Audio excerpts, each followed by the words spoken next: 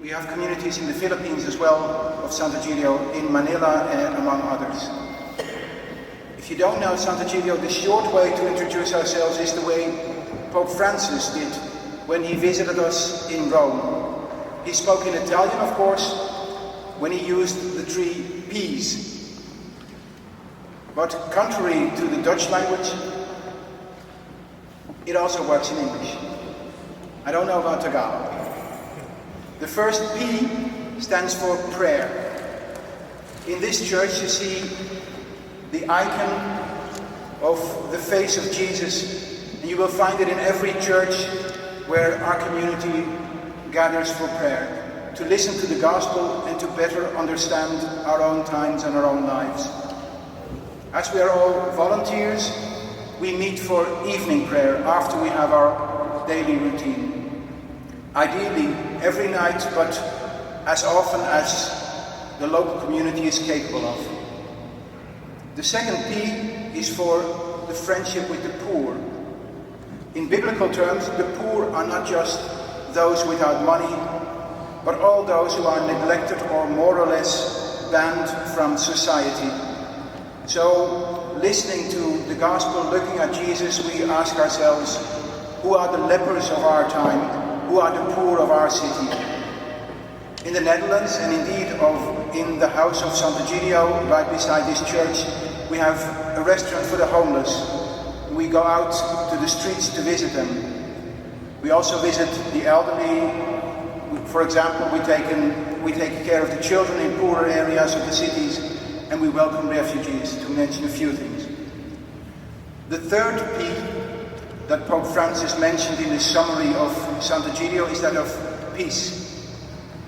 In the past decade, our community has been asked to involve itself to build peace. In a few dozen countries in Africa, Latin America and other places, this has, thank God, been successful, and we hope and pray that our common efforts in building a shared future will prove lasting.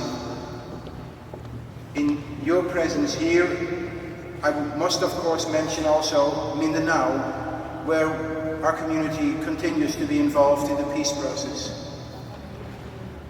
After this short introduction of our community, I'd like to move on to this present day of the COVID pandemic. COVID has shown our worldwide society lots of things that were hidden before to the majority.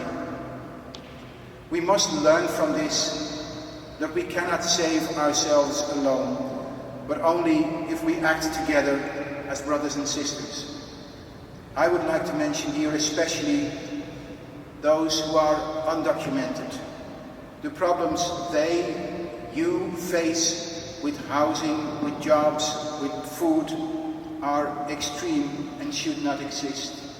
We should all have our right to live as decent human beings and to be part of society. It was in the midst of this pandemic that our friends from the Filipino LGBT community were looking for a place to continue helping with food and other necessities, because not far from here, some of you will still remember this, out on the street, and it was getting colder and wetter. Your Excellency, you can imagine that having said who we are, we did not have any hesitation to welcome them in our place. Here we have been able since to see at close range how formidable work they do in a great atmosphere of service and friendship. They work very hard to help their sisters and brothers. In a word, they are a great credit to your country and a source of inspiration to all of us. We are very happy to have them here. And I would like to conclude by congratulating all of you, all the Filipino people on this occasion, and wishing you a very joyful Independence Day.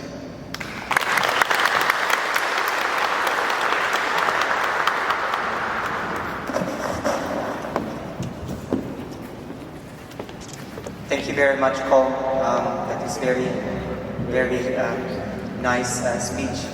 It was indeed actually, that's The main reason why we approach this church is because, as you know, most of you, we've been distributing Ayuda. We started distributing Ayuda in front of our house in Clovinier's-Berg Valley. And then it started to get cold, it started to get wet, and then started to get darker. And my fear is my volunteers and the people who are queuing outside. And that's why we came to the church. We asked for help, and we will never forget the kindness and generosity you've extended to the community. So that's why thank you very much, Sant'Egidio, for opening your doors